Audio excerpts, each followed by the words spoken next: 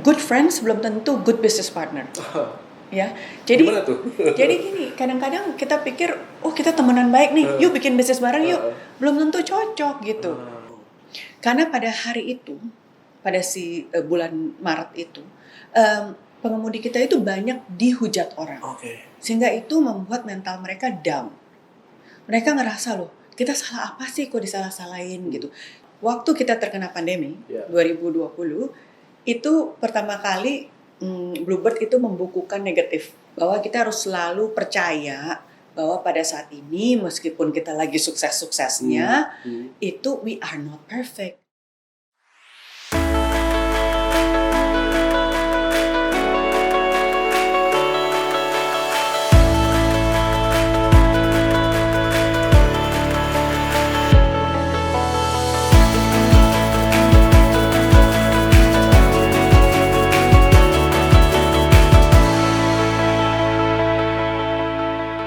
Halo kawan-kawan GNFI, dimanapun berada, selamat pagi, siang, sore, malam, atau kapanpun teman-teman melihat rekaman ini. Saat ini saya bersama tim GNFI berada di kantor perusahaan transportasi salah satu yang terbesar di Indonesia. Kalau lihat miniatur mobil ini, teman-teman pasti tahu di perusahaan apa kami sedang berada. Ya, betul sekali, Bluebird. Barangkali di sini ada banyak yang sering naik Bluebird, bukan hanya di Jakarta, tapi di kota-kota besar lainnya di seluruh Indonesia. Dan saat ini, kami sedang berada di samping Bu Noni Purnomo. Bu Noni Purnomo, apa kabar? Baik, Alhamdulillah, terima kasih. Terima kasih sudah menerima kami. Di tengah kesibukan, Bu Noni menjalankan bisnis dan berbagai macam kegiatan lainnya. Bu Noni, kita langsung aja ya. Kalau kita baca atau lihat ceritanya Bu Noni ini kan Bu Noni membersamai atau bersama Bluebird sejak kecil banget. Iya. Iya kan? Iya. Pada waktu itu nenek almarhum ya merintis perusahaan ini dan Bu Noni terlibat banget dengan Bluebird. Iya. Kayaknya dari cukup kecil sayangan nih. Enggak sih, karena kebetulan rumah kan kantor ya. Jadi tempat kita tinggal itu adalah kantor kita juga. Iya. Karena Bluebird kan dimulainya literally di garasi sebenarnya. Jadi ya bagaimanapun juga pasti dalam keseharian setiap harinya saya terlibat langsung dengan bisnis itu sendiri. Literally garasi itu bisa digambarkan, Bu. Garasinya itu berapa luas sih? Jangan garasinya berapa hektar gitu, enggak kan? Jadi almarhumah Profesor Djoko Stono pada saat beliau meninggal tahun 65, beliau kan mengembalikan banyak hal yang beliau dapatkan semasa beliau menjabat, kemudian berkarya dan sebagainya, kecuali satu rumah yang ditinggali, yaitu di Cokroaminoto 107 itu. Nah, jadi ini rumah ya tidak bisa dibilang sangat besar, tapi juga nggak bisa dibilang kecil. Nah, kita mulai pada saat itu juga keluarga kami menerima 2 buah kendaraan. Ini juga mungkin ada di podcast atau di berita. Nah, dari 2 kendaraan itulah almarhumah mulai berbisnis transportasi karena beliau melihat adanya peluang pada saat itu. Sedangkan keluarga kami sendiri kemana-mana kan naik becak gitu ya. Jadi kami sebenarnya tidak memerlukan 2 kendaraan itu untuk digunakan secara pribadi. Nah, almarhumah melihat adanya peluang di mana Jakarta yang pada saat itu sudah mulai dikenal sebagai kota internasional di negara-negara terutama pada saat itu ASEAN ya sangat lagi naik kan. Nah, beliau melihat kok tidak ada satu perusahaan transportasi yang benar-benar reliable dan bisa memberikan jasa layanan yang dipercaya, terpercaya. Itulah yang membuat beliau akhirnya merubah bisnis beliau yang tadinya jualan telur, jualan batik, kemudian almarhum Pak Chandra, kakak tertua dari ayah saya, almarhum Pak Chandra dulu adalah pengemudi bemo, ayah saya dulu kenek bemonya, jadi yang narik-narikin uang gitu. Jadi beralihlah ke layanan transportasi. Nah, pada saat itu memang belum dikeluarkan izin untuk taksi. Ini kan sebelum tahun 72. Nah, sehingga beliau memperkenalkan layanan taksi 24 jam tapi tanpa meteran ya. Jadi masih seperti ya sekarang yang dikenal dengan Golden Bird. Atau ya seperti Uber dan sebagainya gitu ya. Nah, beliau memperkenalkan layanan 24 jam melalui telepon. Nah, tentu saja dengan kartu nama yang dibagi-bagi. Nah, dengan berkembangnya usaha beliau keliling ke tetangga karena ini daerah Menteng, meskipun keluarga kami tidak mempunyai banyak uang, tetapi kan tetangga-tetangganya they have gitu. Nah, sehingga beliau keliling ke tetangga-tetangga menanyakan apakah tetangga-tetangga ada yang mempunyai kendaraan yang tidak mereka gunakan sehari-hari. Sehingga disitulah keluar konsep sharing, operating sharing. Jadi mereka menitipkan kendaraannya kepada Bluebird, pada saat itu namanya masih Chandra Taksi, kemudian Golden Bird. Nah, dan kami yang mengoperasikan. Disitulah kita mulai berkembang. Berkembangnya itu dengan konsep kemitraan tadi itu. Kemitraan. Iya, kemitraan dengan tetangga. Jadi mobil tetangga, tapi kita yang mengoperasikan, kita bagi hasil. Konsepnya seperti itu. Nah, kemudian tahun 71, Gubernur Ali Sadikin pada saat itu membuka izin taksi pertama kali di Indonesia, yaitu di Jakarta. Karena beliau ingin meregulasi public transport yang ada di Jakarta, karena pemerintah kan harus bertanggung jawab terhadap keamanan. Jadi dengan meregulasi public transport, pemerintah itu bisa memonitor dari segi keamanannya dan tentu saja kenyamanannya. Nah, almarhumah mengajukan izin dan kami beroperasi 1 Mei 1972. Jadi alhamdulillah tahun 2023 lama juga awal sampai mengajukan izin, kok lama? Karena izinnya baru ada, baru pertama kali ada izin itu dikeluarkan tahun 71. Namun kita mulai beroperasi 1 Mei 1972. Waktu itu dengan 25 kendaraan. Nah, 25 kendaraan itu dimulai dengan kita mengagunkan satu-satunya rumah itu. Jadi the family were betting on the business gitu. Nah, beliau pada saat itu berpandangan bahwa untuk Indonesia bisa menarik asing, baik itu wisatawan maupun pebisnis asing, yang paling penting adalah bisa memiliki transportasi yang aman dan nyaman. Itulah moto kita dari awal. Nah, tetapi beliau itu sangat fokus kepada cerita Bluebird itu sendiri, yaitu burung pembawa kebahagiaan. Di mana beliau percaya bahwa kalau kita mau memberikan kebahagiaan, kita harus bisa mempunyai kebahagiaan dulu. Nah, jadi yang paling utama adalah fokus kepada internal, baik itu internal prosesnya maupun bagaimana kita menghargai kesejahteraan karyawan dan pengemudi di dalam Bluebird sendiri. Nah, itu saya pikir adalah sebuah value yang dari dulu sudah dijalankan sampai sekarang. Nah, kalau kembali lagi keterlibatan, ya karena di rumah ya itu jadi kita terbiasa untuk makan bareng-bareng atau ngobrol bareng-bareng. Jadi dari kecil itu kita dibiasakan untuk bisa mengenal bisnis bukan hanya dari luarnya saja atau bukan hanya dari angkanya saja, tapi justru dari the value and the culture itself. Dan itu baru bisa kita kenal kalau kita benar-benar berbicara, bergaul, dan benar-benar engage. Dan itu Bu Noni sejak usia dini dan belia itu terlibat dalam atau menyaksikan semua episode itu ya? Iya, karena di rumah kan tadi ya. Dan dilibatkan. Jadi dari kecil itu selain kerjanya ngerecokin, katanya, tapi saya sebenarnya tidak percaya, tapi katanya saya suka naik ke atas meja gitu. Nah, karena saya suka naik ke atas meja, akhirnya dipekerjakanlah saya sekalian. Jadi begitu saya udah bisa megang jepretan, ya itu semua komisi itu saya gulung, namanya dadar gulung. Itu digulung-gulung terus dijepret-jepret. Nah, itu tugas saya. Itu usia berapa tuh? Mungkin 5 tahun kali ya. TK. TK tapi bandel katanya. Gitu. Nah, jadi setiap kali involve ya, sebisa mungkin.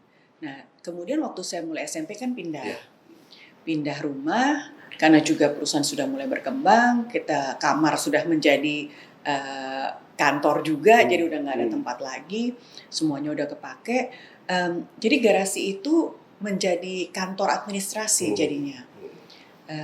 Kemudian juga, tadinya tempat kita makan bareng juga, karena kan kita makan malam kan sering bareng-bareng, jadi kayak meja panjang gitu, makan bareng. Nah, jadi kayak kebersamaannya itu benar-benar berasa sangat lekat. Dan saya sering share kalau siang-siang pulang sekolah SD gitu, saya ke depan nongkrongnya bareng gitu dengan pengemudi di Mbok Pecel. Kan ada Mbok Pecel tuh setiap siang datang dengan bakulnya. Nongkrong atau Kan kita ya sebenarnya halaman depan. Cuma di pinggir kayak ada bangku dipan panjang gitu loh. Driver kan pasti ngasuh di situ ya. Kan? Nah, ya udah dari situ si Mbok Pecelnya juga bawa biasa satu tampah gede. Itu udah 1 jam paling udah habis itu langsung. Saya ingat banget, saya senang banget sama peyeknya. Terus jadi setiap kali saya juga nongkrongnya di situ. Kerjanya ngambilin peyeknya si Mbok Pecel. Nah, jadi dari kecil saya sebenarnya sudah belajar untuk malak ceritanya. Nah, tapi kita ngobrol lah ya. Nah, jadi saya udah terbiasa gitu loh dengan hal seperti itu dan saya pikir itu merupakan suatu kesempatan yang sangat baik. Kalau saya pada saat itu tidak mendapatkan kesempatan seperti itu, bisa bergaul secara natural, saya yakin saya juga pasti mempunyai tantangan pada saat ini, terutama pada saat saya harus menjadi CEO gitu ya. Jadi karena dari kecil sudah terbiasa, saya pikir itu suatu hal yang sangat betul baik. Dengan setiap lika-liku katam gitu. Katam semuanya gitu kan. Ya, Bu, tadi saya bilang kan di awal, saya tuh setiap pekan 2-3 kali naik Bluebird pasti kalau Jakarta, gitu ya. Dan saya tuh kalau pas sempat sering ngobrol sama drivernya sih. Dan itu rata-rata hampir nggak pernah saya temuin ngeluh. Ini bukan baik-baikin depan Benoni ya. Karena biasanya banyak orang yang bekerja atau mungkin driver ngeluh, aduh kalau dulu kayak gini, kalau sekarang susah dan lain-lain. Itu nggak ada kayak gitu. Bukan berarti membaik-baikan perusahaan nggak, tapi mereka realistis. Mana ada kerja yang enak mas, tapi alhamdulillah kita bisa kayak gini gitu. Sebenarnya apa sih yang ditanamkan sama Bluebird sehingga kulturnya itu bisa nyebar banget ke puluhan ribu driver? Ya kita percaya certain type of people itu attracting certain type of people. Nah, jadi justru kalau dibilang apa sih yang Bluebird lakukan, apa yang Bluebird lakukan? Saya pikir yang paling pertama Bluebird itu mempunyai very strong value, yaitu integritas yang tinggi. Dan kita percaya bahwa sukses yang berkesinambungan itu nggak bisa dicapai dalam waktu semalam gitu atau sekejap, tapi benar-benar harus dibangun dengan kerja keras, dengan disiplin yang tinggi. Nah kemudian kita juga harus caring, makanya kekeluargaan dalam Bluebird itu juga sangat kuat. Ini kan value-value dasar dari awal yang dibangun sebagai fundament. Nah dengan mempunyai value itu kita juga meng-attract atau mengajak orang-orang yang mempunyai value yang kira-kira sama. Jadi dari bibit bebet bobotnya tuh harus mirip gitu ya. Jadi kita nggak bisa mengharapkan karena orang itu kan berbeda-beda. Kita tidak bisa mengharapkan untuk merubah orang yang sudah terbentuk itu untuk berubah total. Itu agak sulit. Jadi dari awal pada saat rekrutmen itu merupakan satu hal yang sangat penting. Jadi kalau kita merekrut itu kita perlu mencari orang yang kira-kira yang paling nggak mungkin sama, tetapi paling tidak punya dasar value yang similar. Nah itu saya pikir penting. Nah dari situlah kita memberikan fasilitas untuk sharing ini loh value Bluebird. Kemudian kita benar-benar bukan hanya ngomong aja gitu value ini, tapi tentu saja kita harus implementasikan. Baik dari segi integritas bekerja, baik dari segi disiplin kerja keras, tapi juga dari faktor kesejahteraan, caring dan sebagainya. Oleh sebab itu meskipun Bluebird ini kan mitra ya dengan para pengemudi, tetapi fasilitas yang diterima oleh para pengemudi itu adalah fasilitas seperti karyawan gitu. Bahkan kadang-kadang lebih karena kita benar-benar treat each other as one family. Makanya kita extend, kita berikan bantuan untuk beasiswa, kita berikan bantuan untuk istri dan putri-putri pengemudi gitu. Jadi kita nggak ngelihatnya hanya cuma sekedar hubungan transaksional. Saya pikir hal-hal inilah yang sangat penting ya. Tapi dari semua value yang ada, kita nggak bisa membuat value itu hanya sebagai jargon. Semua itu harus ada sistemnya, harus ada cara untuk mengukur, dan tentu saja harus ada cara untuk kita bisa memonitor. Karena kalau kita nggak bisa monitor, kita nggak akan bisa improve. Baik improvement dari segi supaya make sure masih sebagian besar karyawan dan pengemudi Bluebird itu masih mempunyai value yang sama. Itu kan harus dimonitor. Karena hidup itu kan selalu up and down. Pasti ada challenge. Kita bisa ngelirik-liring di kanan gitu dan sebagainya. Jadi kita perlu adanya monitoring. Nah, itu bukan hanya tugas seorang manajemen, tapi itu kita merupakan tugas barengan. Makanya di Bluebird juga kita di antara pengemudi itu ada yang namanya ketua grup, Betul. ada yang namanya pembina gitu. Nah, jadi kita tuh bareng-bareng. Keterlibatan dari. Iya, bareng-bareng untuk menjaga dari culture itu sendiri. Jadi culture kembali lagi nggak gampang. Dan di awal-awal saya dengar cerita dari ayah saya, beliau itu harus cukup disiplin dalam menerapkan culture.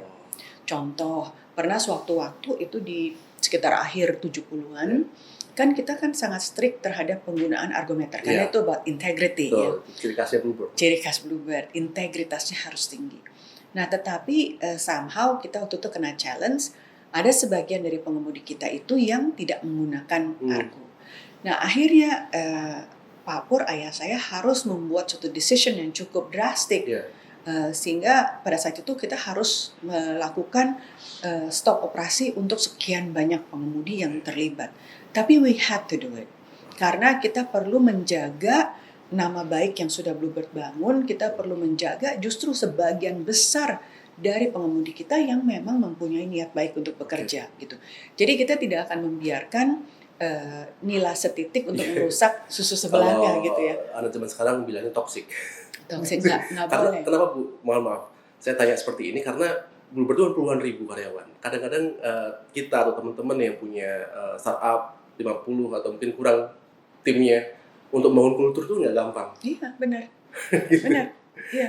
Artinya atau apa yang bisa mungkin Ibu sampaikan juga, walaupun tadi udah sampaikan ya, memang harus dari kecil, harus disiplin, bahkan mungkin founder atau mungkin manajemen itu juga benar-benar menegakkan prinsip-prinsip atau value-value. Iya. Nomor satu ya yang saya banyak pelajari kalau dari startup dan kita juga pelajari, teman good friends belum tentu good business partner. Ya, jadi gimana tuh? Jadi gini, kadang-kadang kita pikir, oh kita temenan baik nih, yuk bikin bisnis bareng yuk, belum tentu cocok gitu. Tapi bukan berarti that person not a good person, bukan berarti begitu. Tetapi bisnis itu berbeda dari pertemanan. Jadi itu saya pikir satu hal yang perlu dimengerti oleh para startup juga. Bila kita ingin membuat satu bisnis, satu kan value harus strong. Tapi yang tidak kalah pentingnya, kita harus mau dan bisa untuk kekeh kepada value kita itu, ya.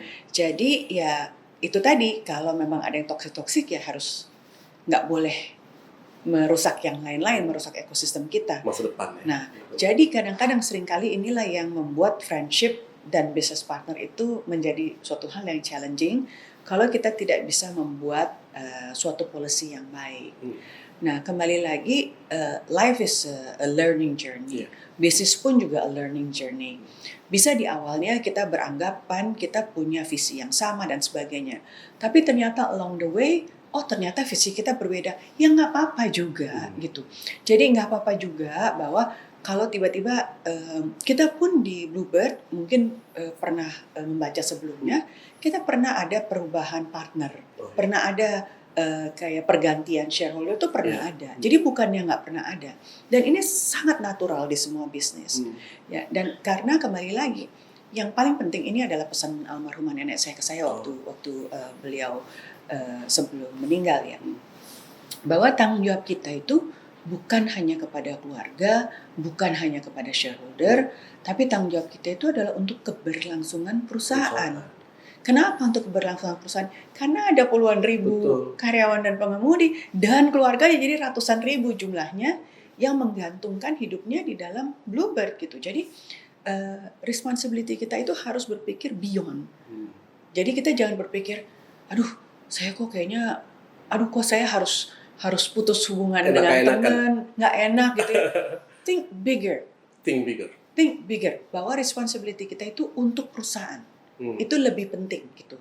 Nah, relationship, kalau namanya teman baik, ya akan stay menjadi teman baik, meskipun bukan menjadi business partner. Ya, kalau akhirnya gara-gara pecah business partner menjadi tidak menjadi teman baik, ya berarti namanya bukan teman baik, anyways gitu. Jadi maksud saya kayak gitu-gitu, kadang-kadang ya kita nggak boleh bawa perasaan. Kita harus bisa being empathize terhadap banyak hal, terhadap karyawan dan juga terhadap perusahaan. Tapi kita harus bisa memilih. Kadang tuh kita harus bisa memilih yang prioritas pada saat ini yang mana.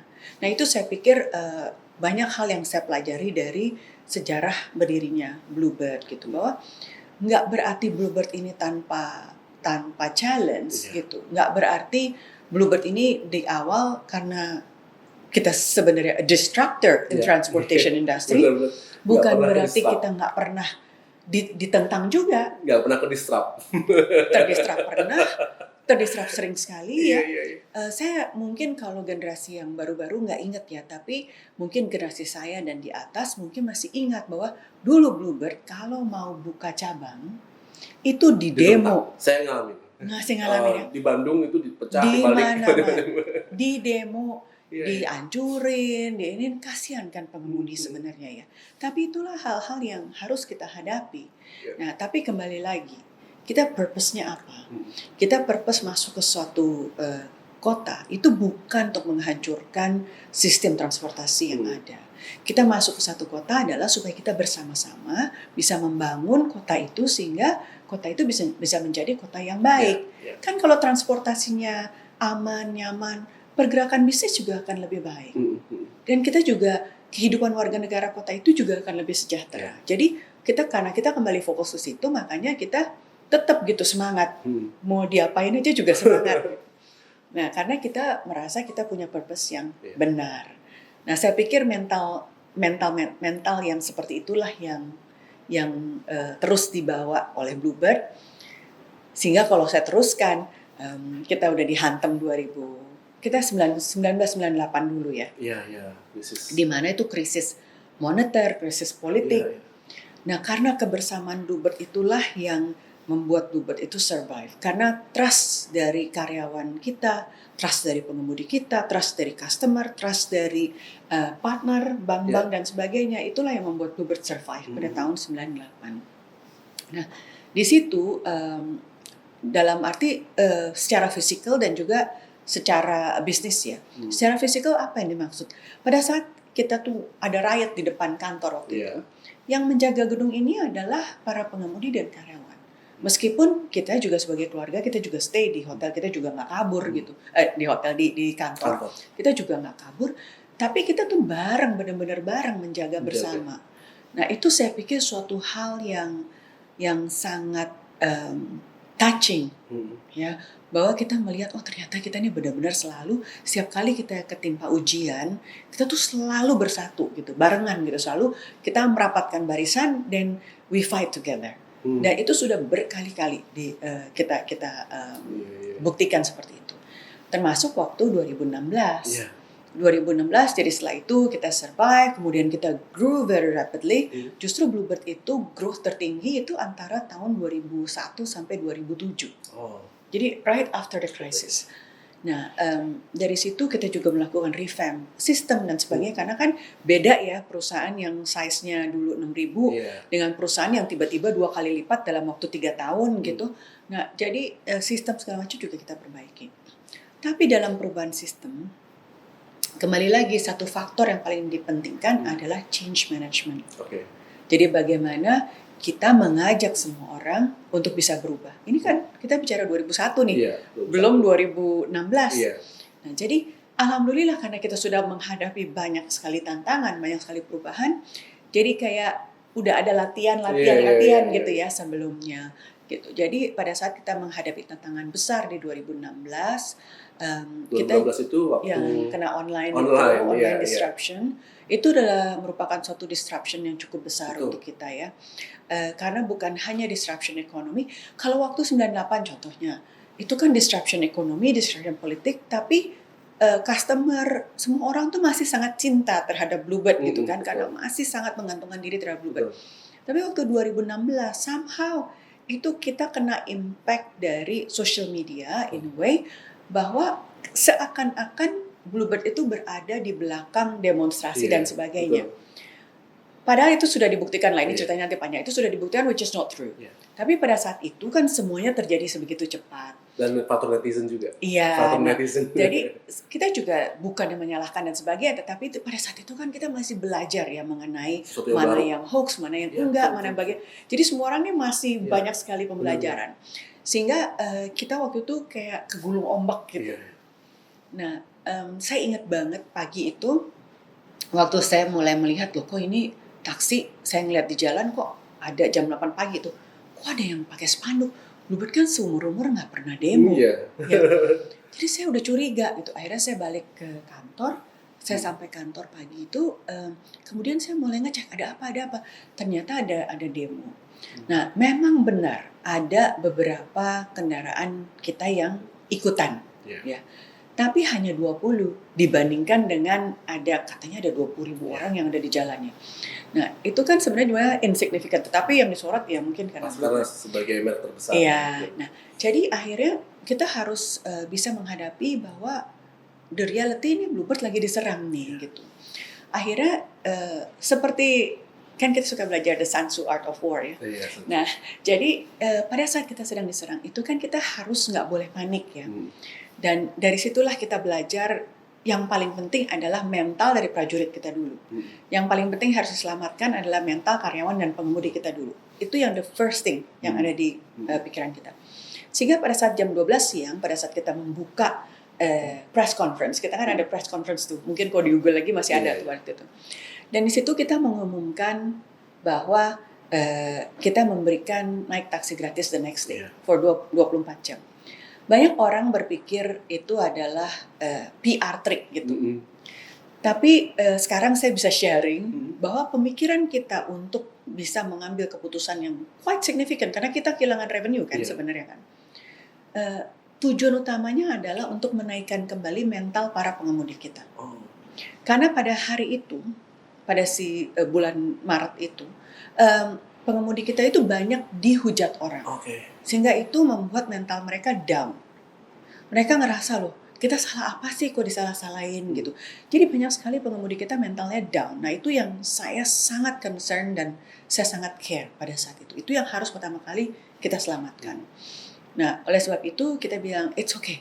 Besok kita kasih naik taksi gratis untuk semua orang. Itu justru untuk pengemudi ya sebenarnya. Dan ternyata berhasil karena esok harinya itu di depan pool-pool kita tuh udah ngantri orang mau naik taksi banyak. Yang akhirnya kita mungkin banyak dapat komplain dari regular customer kita yang susah dapat taksi hari itu. Karena di depan pool kita tuh udah ngantri.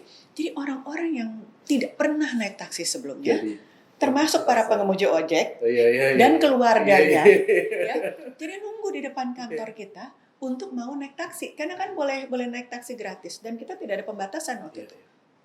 Nah, jadi pada saat kembali, pengemudi kita tuh senang gitu bahwa mereka tuh saya kumpulkan banyak sekali cerita. Jadi mereka tuh senang banget bahwa ceritanya, wah ini senang banget bahwa satu keluarga nggak pernah naik taksi mau ngeliat Monas. Jadi ini kan membangun mental mereka. Jadi mengembalikan value-nya mereka bahwa setiap hari mereka masuk kantor itu untuk berbagi kebahagiaan. Mereka nggak boleh lupa gitu. Nah itulah sebabnya kita memberikan free taxi ride itu ya.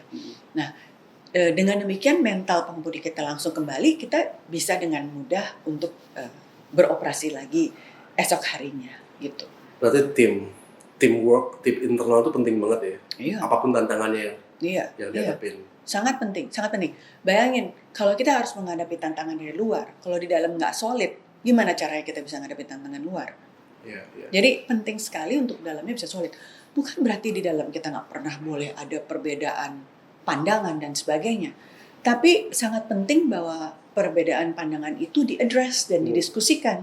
Sehingga pada saat kita membuat diskusi itu bisa baik gitu. Jadi decision yang kita bikin itu adalah decision terbaik dari beberapa pilihan yang ada. Oke Bu. Jadi itu kan ya itu yang menarik karena Bluebird udah 50 tahun ya Bu ya. Artinya pernah, kalau kita baca kan pernah kebanjiran juga. Itu dulu setiap tahun. Artinya justru dan rasanya nggak banyak yang bisa seberuntung atau mungkin bisa survive seperti Bluebird. Dia pernah mendisrupt tapi akhirnya keseimbangan terjadi dan baik di sebuah kota itu, dan kedisrupt tapi akhirnya juga bisa survive sampai sekarang. Yang paling baru COVID pastinya. Iya.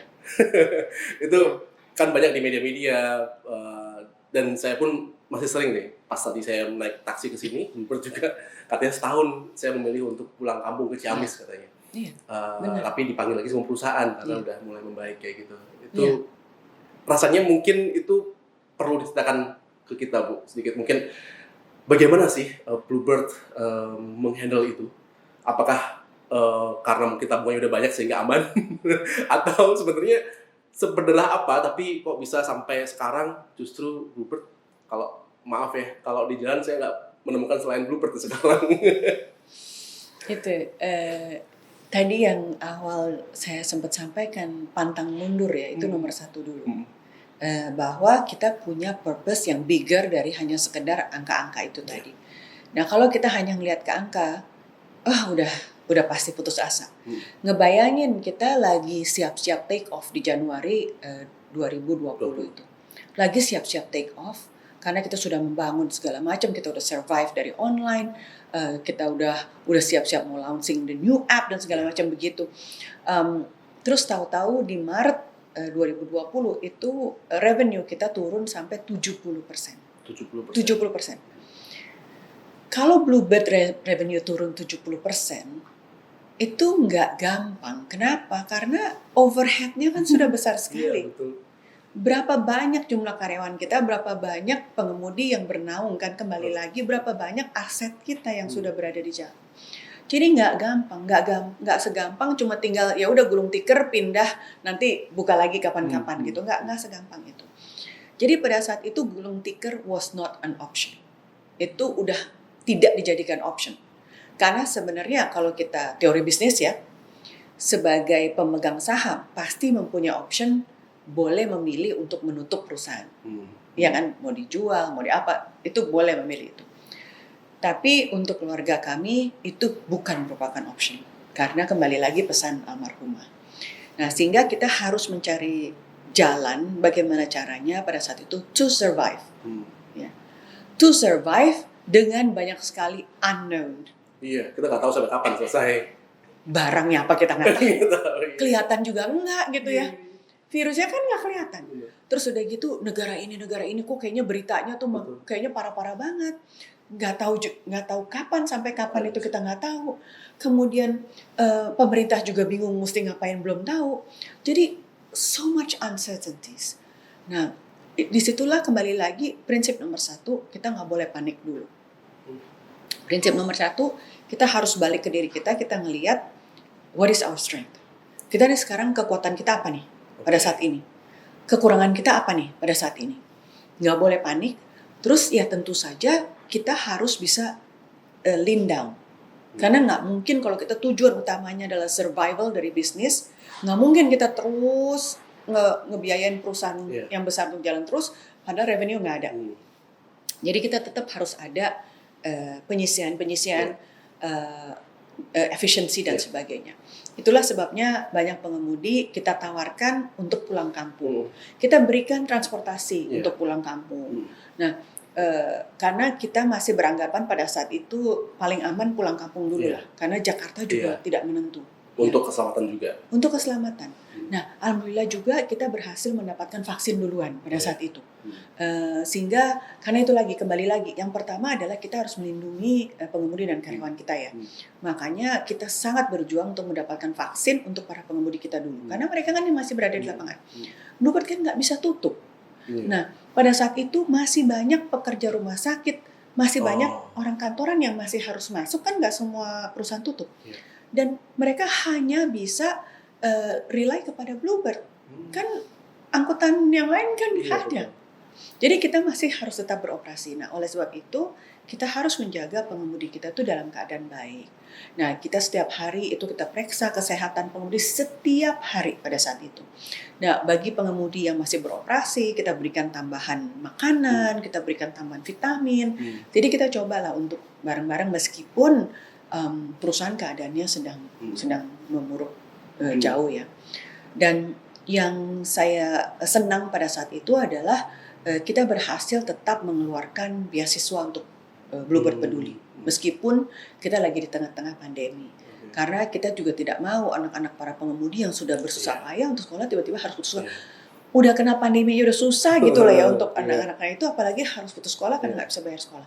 Jadi kita masih usahakan hal-hal ini terjadi. Nah, tetapi memang kita harus menutup operasional sebagian dari pool-pool kita.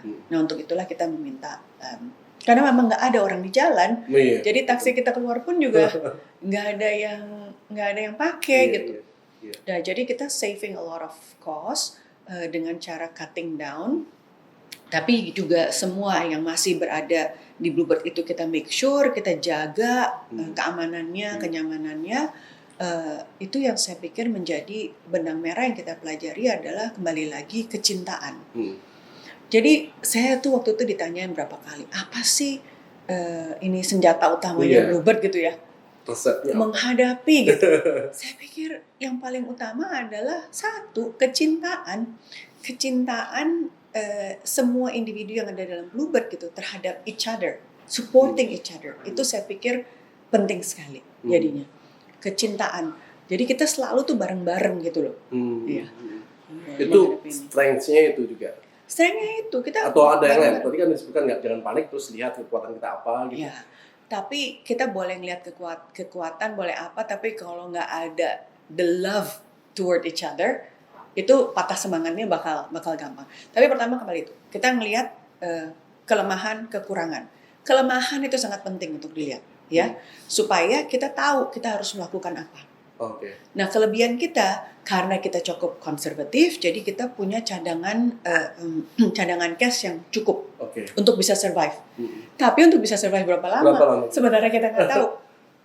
Jadi kita berusaha semaksimal mungkin secara financial. Kita coba sebisa mungkin supaya kita selalu ada reserve. Jangan sampai kita nggak ada reserve, karena kita kan perlu long term ya. Nah, tetapi on the other hand kita juga nggak bisa cut semua tangan, semua kaki sehingga pada saat ekonomi pick up lagi kita udah nggak bisa berdiri dan berlari. Triknya banyak banget lah setiap hari ya kita, tapi itu harus detail, harus benar-benar go down detail, bicara banyak dengan karyawan, bicara banyak dengan pengemudi. Kita juga dengar apa yang terjadi di luar. Nah, salah satu opportunity yang kita lihat adalah meskipun tidak ada pergerakan orang, ada pergerakan barang. Karena orang di rumah kan tetap harus ada pengiriman barang. Nah, banyak sekali orang itu yang akhirnya kita segera meluncurkan berkirim. Jadi sehingga bisa pesen makanan dari mana, bisa pesen barang dari mana gitu. Dari pesen barang dari mana itu dalam arti gini, anak mau ngirim makanan ke orang tuanya gitu ya. Nah, akhirnya dikirimnya melalui Bluebird. Nah, kemudian kita juga bekerja sama dengan beberapa perusahaan yang memiliki catering service yang middle upper, itu juga menggunakan layanan Bluebird. Jadi kita berusaha lah semaksimal mungkin untuk mencari jalan supaya kita bisa survive. Oke Bu. Ya ini kan sebenarnya pengalaman Bluebird yang sangat lengkap, itu rasanya bermanfaat buat kita nih atau mungkin teman-teman yang juga memulai usahanya, startup banyak nih. Kalau kita baca data tahun 2022 sampai sekarang itu banyak berita PHK. Artinya yang itu menandakan, katanya banyak analis yang mengatakan bahwa banyak ini bisnis lagi nggak bagus, lagi turun dan sebagainya. Kalau Ibu melihat itu, berkaca dengan perjalanan Ibu yang panjang dan Bluebird yang panjang tadi itu, apa yang bisa disampaikan Bu? Yang harus dilakukan oleh? Ya, Bluebird ini dulu suka diomongin being too conservative katanya. Ya, tapi ternyata being conservative itulah yang membuat kita survive. Gimana persisnya konservatif? Contoh, kita ini kan kita tuh sangat konservatif dalam arti gini. Kita tidak berani untuk ekspansi yang terlalu besar sehingga kita leveraging too much. Misalnya ngambil loan terlalu besar dan sebagainya. Jadi loan ratio kita tuh sangat-sangat healthy. Sampai saat ini pun juga masih sangat healthy. Itu selalu kita jaga. Ya ada orang bilang, terlalu konservatif. Ada orang bilang, begini. Tapi buat kami itu adalah our magic recipe. Ya, jadi kita itu hanya expand kalau kita yakin akan baik. Jadi kita nggak terlalu berani untuk hanya target growth, tapi tidak dibarengi dengan profitability. Itu profitability sangat penting untuk kita. Karena profitability inilah yang menjaga kita pada saat kita krisis. Dan itu proven. Bluebird 51 tahun itu proven. Nah, waktu kita terkena pandemi 2020, Itu pertama kali Bluebird itu membukukan negatif. Oh, oke. Pertama Sampai loss. Ya, setelah 2 tahun ya. Jadi semenjak 74. Iya. Pertama kali negatif. Iya. Nah, Karena faktor eksternal yang dahsyat ya. dahsyat sekali. Tapi bagaimanapun juga kalau kita tidak punya, kita sebagai leader ya, Iya. kita nggak punya suatu purpose yang lebih besar. Ngebayangin kalau kita ngomong entrepreneurship. Saya ini generasi ketiga. Kita tahu dong apa yang diomongin mengenai generasi ketiga. Generasi pertama membangun, generasi kedua membesarkan, generasi ketiga menghancurkan. Waktu dipegang di tangan saya tiba-tiba negatif jebret. Nah, itu kan merupakan suatu pressure tersendiri. Nah, akhirnya kita sebagai manusia, sebagai leader itu bisa memilih. Pada saat kita kena pressure, apa yang harus kita lakukan? Apa kita give up? Atau we take that opportunity to learn dan untuk berusaha untuk lebih baik lagi. So we decide at that time, kita melihat setiap tantangan yang kita hadapi itu adalah it's an opportunity to grow. Nah, jadi kita belajar lagi, oke, dari pandemi, dari kita pernah menghadapi negatif, apa nih yang kita bisa pelajari? Oke, berarti yang kita bisa pelajari adalah kita have been doing pretty well in being conservative per se. Jadi formula ini kita harus jaga supaya nggak terlalu di stretch. Boleh di stretch sedikit tapi jangan terlalu stretch. Sehingga profitability itu menjadi suatu hal yang sangat penting dan harus kita jaga terus. Nah, kemudian kedua, kita harus bisa agile.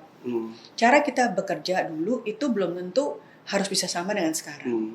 Nah, untuk kita bisa menjadi agile, kita itu harus mempunyai growth mindset. Bahwa kita harus selalu percaya bahwa pada saat ini meskipun kita lagi sukses-suksesnya, itu we are not perfect. Kita harus percaya bahwa pasti harus ada sesuatu yang kita perlu pelajari. Kita harus percaya bahwa kita harus selalu melakukan perbaikan yang berkesinambungan, continuous improvement. Bukannya nggak boleh puas. Ini another thing yang kadang-kadang suka kontroversial ya. Nggak boleh puas itu berbeda dengan mau selalu belajar. Karena kalau kita nggak boleh puas, itu hidup kita akan miserable. Right? Nah, jadi ini pesan almarhumah nenek saya lagi nih. Kita harus selalu bisa melihat ke bawah dan ke atas pada saat yang bersamaan, which is not easy. Kan kita kadang-kadang milih ke bawah, ngeliat ke bawah atau milih ke atas. Tapi bisa melihat dua-duanya pada saat yang bersamaan itu nggak gampang. Artinya apa? Pada saat ini kita harus bisa bersyukur. Nah itu kan harus bisa puas kan? Harus bisa bersyukur atas apa yang kita miliki pada saat ini. Whatever it is. Nah, tapi pada saat yang bersamaan kita juga harus memahami bahwa selalu ada orang yang lebih baik dari kita. Jadi selalu kita harus bisa mau belajar lebih banyak lagi. Jadi the willingness to learn itu bukan berarti kita tidak boleh puas. Karena jadi celebrate small steps. Celebrate every progress. Tapi juga kita harus bisa menghargai every regress. Jadi setiap tantangan yang Bluebird hadapi, kemarin ini kena pandemi, langsung jadi loss, itu kan tantangan besar sekali. It's a regression. It is a deep regression. Itu adalah suatu tantangan yang luar biasa, halangan yang luar biasa, and a regression, tapi bukan berarti it's a failure. Selama kita belajar lagi. Oke, ini kemarin waktu kita langsung loss, gimana ya cara kita menghadapinya? Ke depan, kalau kita menghadapi hal ini lagi, apa yang harus kita lakukan? Jadi always learning. Saya pikir itu yang perlu kita lakukan ya. Karena life is not meant to be easy. Jadi kalau hidup kita anteng-anteng aja, nggak pernah kena halangan, wah itu yang perlu dipertanyakan justru gitu. Atau jangan-jangan kita harus nyari gara-gara kecil buat terus ada tantangan gitu. Nah, saya sih nggak mau advice, tetapi itu salah satu julukan saya, sempat saya dijuluki sebagai crisis inducer. Karena itu seneng gitu, kayak induce crisis. Orang lagi anteng-anteng tiba-tiba disentil gitu kan. Nah, karena itu kita harus latihan. Kalau kita nggak latihan, gimana cara kita mau menghadapi the real? Ginilah kenapa tentara harus latihan terus sih. Ngebayangin kalau mereka nggak pernah latihan, cuma teori, cuma ngebayang-bayangin. Giliran diserang sekali yang ada panik gitu. Atau parah lagi, sebenarnya ada bahaya tapi pura-pura nggak ada bahaya. Pura-pura nggak ada apa-apa. Ya, kita harus selalu aware. Harus selalu nggak boleh, apa ya istilahnya kalau itu, in denial. Enggak baik-baik aja kok. Kita oke kok, dulu orang masih suka kita kok gitu kan. Bu, ini satu lagi nih. Ibu kan banyak lah yang mengulas tentang perempuan ya di industri yang sangat laki-laki gitu ya. Dan kalau saya pribadi seringkali mempertanyakan kadang-kadang diskusi ya pada saat banyak diskusi tentang emansipasi perempuan. Kalau menurut pandangan Ibu, emansipasi di Indonesia itu seperti apa sih? Seperti apakah mengkhawatirkan atau sebenarnya nggak seperti itu gitu? Tergantung di mana, kapan, dan siapa yang ditanya. Oke. Soalnya iya betul juga sih. Iya kan? Betul, Iya. betul. Jadi kalau ditanya apakah masih ada tantangan, pasti ada tantangan. Iya. Ya. Tapi apakah Indonesia sudah berusaha? Menurut saya sudah berusaha. Iya. Dan Indonesia sudah membuktikan kita sudah pernah punya presiden perempuan, ya kan? Dan sekarang di MPR, DPR juga bagus, di kabinet juga bagus. Nah, isunya adalah memang masih di bisnis. Ya, di bisnis itu masih kurang lah top management yang perempuan. Nah, kenapa demikian? Karena banyak hal. Pertama, mungkin karena social pressure. Karena bagaimanapun juga belum semua orang di Indonesia ini bisa menerima kesetaraan kesetaraan opportunity dari seorang perempuan. Ya, saya kasih contoh aja. Saya juga terlibat di salah satu sekolah yang memberikan sekolah gratis untuk anak-anak para pemulung. Nah, di situ jelas tuh. Begitu anak itu udah umur 12-13, yang perempuan-perempuan pada hilang. Ya. Nah, kenapa? Itu karena orang tuanya merasa lebih baik anak lakinya aja deh, anak perempuan ya disuruh kerja atau disuruh kawin gitu jadinya. Nah, masih banyak stigma-stigma yang seperti itu. Itulah gunanya emansipasi itu harus benar-benar dimulai dari kecil dan dari rumah. Jadi dari keluarga. Itulah yang membuat kenapa Bluebird mengeluarkan beasiswa Bluebird Peduli. Ya kita dari yang ranah kecil-kecil lah, tapi paling tidak kita mengerti bahwa itu harus mulai dari rumah. Ya, dari mulai di rumah itu setiap anak perempuan harus diberikan equal opportunity untuk bersekolah dulu. Karena equal opportunity, kalau anak itu tidak sekolah, maka nanti ke depannya dia akan mendapatkan less option, less opportunity. Nah, tapi kita juga sadar bahwa yang namanya emansipasi perempuan itu adalah memberikan equal opportunity, ya, pilihan untuk seorang perempuan memilih kehidupannya dia sendiri. Itu menurut saya adalah the real emancipation. Ya. Seorang perempuan tidak boleh dipaksa untuk bekerja di kantoran, tidak boleh dipaksa untuk hanya boleh tinggal di rumah. Harus merupakan pemilihan dari dirinya sendiri. Itu the real emancipation menurut saya. Nah, tapi kita tentu saja harus memberikan opportunity itu. Itulah sebabnya kita meluncurkan Kartini Bluebird juga.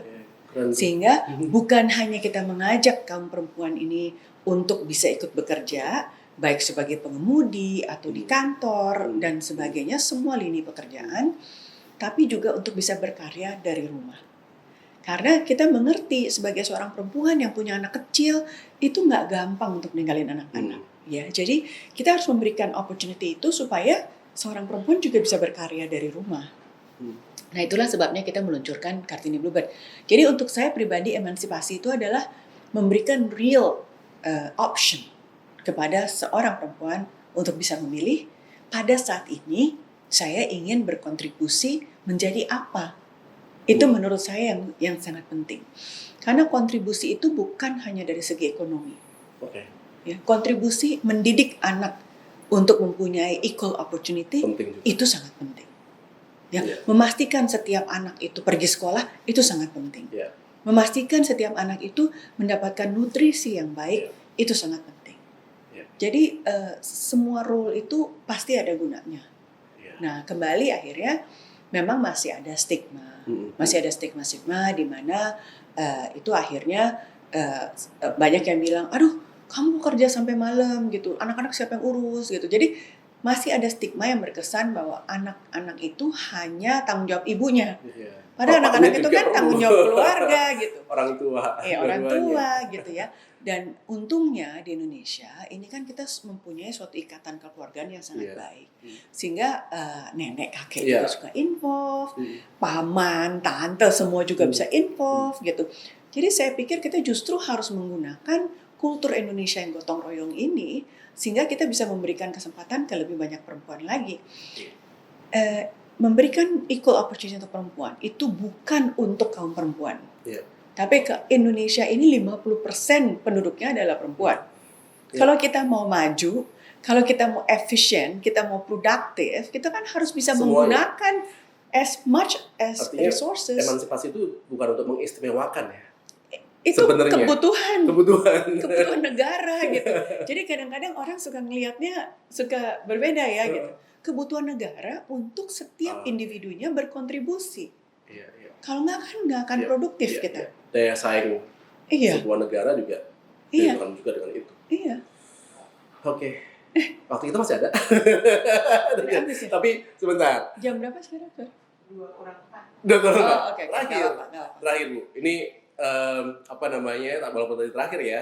Ini kan yang nonton kita biasanya masih GNFV itu demografinya 25 tahun ke bawah biasanya.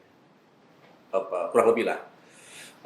Generasi itu generasi anak saya ya gitu. Itu kan kalau kami melihatnya ada perbedaan atau gap antar generasi. Yang tua bingung lihat yang muda gregetan lihat yang tua. Dan Bluebird rasanya juga merupakan tempat berbaurnya antar generasi itu ya. Iya. Bagaimana mungkin apa yang bisa Ibu sharing ke generasi yang seusia tadi itu? Kita harus selalu bisa adaptif. Okay. Ya, Bluebird ini selalu adaptif terhadap segala macam jenis perubahan. Dan kita juga kembali lagi karena kita selalu mau belajar, kita selalu curious gitu ya, apa nih ada yang baru dan sebagainya. Maka waktu tahun 2019 kan kita yang pertama kali dan sampai sekarang masih the only taksi yang mempunyai electric taxi. Okay. Kita sudah langsung launching 2019 tuh. Berarti cukup lama dan we were the pioneer. Bluebird ini selama ini sudah menjadi pioneer dari banyak hal. Nah, saya pikir meskipun usia Bluebird sudah 51 tahun, di mana itu usia bisnis adalah usia yang cukup mapan ya, bukan berarti dalamnya itu tidak terregenerasi terus-menerus. Karena kalau dalamnya tidak muda terus, tidak bertransformasi terus-menerus, kita nggak bisa last sampai 51 tahun. Itu saya pikir yang perlu dilihat bahwa jangan melihat suatu perusahaan itu hanya dari umur, dan mungkin dari jenis layanannya. Karena kan suka dibilang, oh taksi itu jadul gitu ya. Tapi ternyata taksi masih dibutuhkan gitu. Nah, jadi kita jangan melihat dari hal itu. Kita melihatnya bahwa transportasi, layanan transportasi yang Bluebird berikan itu masih akan terus dibutuhkan. Bentuknya boleh berubah-berubah. Ya, dulu pertama kita dengan menggunakan profit sharing tanpa argo awalnya kan, kemudian akhirnya berubah menjadi argo, kemudian kita ekspansi menjadi segala macam hal termasuk logistik. Jadi kita harus bisa beradaptasi dengan kebutuhan, itu sangat penting, dan justru kita membutuhkan asimilasi ini. Pengalaman itu adalah suatu hal yang sangat mahal dan tidak bisa dibeli dan nggak bisa dikejar. Sebagai generasi muda, kalau kita bisa bisa absorb pengalaman dari generasi-generasi di atas kita tanpa harus mengalami yang susah-susah, isn't that a blessing? Nah, jadi saya pikir sebagai generasi muda itu belajarlah sebanyak-banyaknya dari pengalaman yang sudah dialami, yang susah-susah tadi itu tuh. Lesson learn itu kan banyak sekali ya, belajar. Nah, tapi juga sebagai generasi muda mempunyai kewajiban untuk berkontribusi untuk mengajarkan kepada yang tua-tua terhadap teknologi yang baru, bagaimana cara berpikir, tren yang baru apa gitu. Itu kan jadi kita perlu ada saling belajar. Saling belajar itu adalah suatu hal yang sangat penting. Jadi yang tua pun juga terbuka ya? Iya dong, kita harus selalu terbuka. Karena pesannya banyak ke yang muda nih, yang ketua juga. Saya pikir kalau kita mau survive, kita mau selalu maju, kita nggak bisa hanya one way. Harus selalu two ways. Saya pun berdiskusi dan belajar dari anak-anak saya sendiri. Saya belajar banyak dari anak-anak saya dan mereka tahu gitu. Mereka boleh sharing dengan saya supaya saya bisa belajar. Jadi kita sangat open karena pembelajaran itu harus 360 derajat. Dan saat ini pembelajaran itu banyak dan mudah caranya ya. Benar. Asalkan mau aja. Iya, saya sekarang setiap hari bukain YouTube lagi belajar mengenai fission dan fusion. Fusion. Kemudian lagi yang lagi ngetren lagi mengenai AI. Oh gitu iya, kan ya? aduh sayang kita nggak ada waktu lagi mau nanya itu. Dipancing sebenarnya. Oke, tapi kalau untuk Edisi AI, depan. iya, oke kita sambung. Rasanya pendapat-pendapat Bu Nuril tentang AI, tentang teknologi, bagaimana teknologi Bluebird juga memanfaatkan teknologi untuk berkembang dan berinovasi, itu juga udah banyak diulas di tempat lain. Iya, dan saya sekarang sangat fascinated terhadap AI. Nah, tapi satu lagi, kita nggak perlu takut terhadap sesuatu yang baru, tapi kita perlu mencoba mengerti supaya kita juga aware. Jadi nggak boleh sampai lengah juga gitu. Itu yang paling penting tuh. Kembali lagi nggak boleh lengah, nggak boleh in denial, tapi harus mengerti enough supaya kita bisa aware dan mempersiapkan diri kita. Ya, kayaknya harus sadar terus gitu ya, harus awas Alert. terus gitu ya. Yeah. Jadi nggak boleh lengah, nggak boleh pura-pura nggak ada apa-apa. Tapi ketika ada krisis tadi, pelajaran juga yang paling penting nggak panik, terus tahu kelebihan dan kekurangan. Perlu juga untuk tahu kekurangan biar bisa tahu apa yang harus diimprove ya. Iya. Terakhir ya, nenek saya selalu pesan, kalau kita diberikan tantangan, seringkali itu kita merasa itu sebagai suatu hal yang negatif. Iya.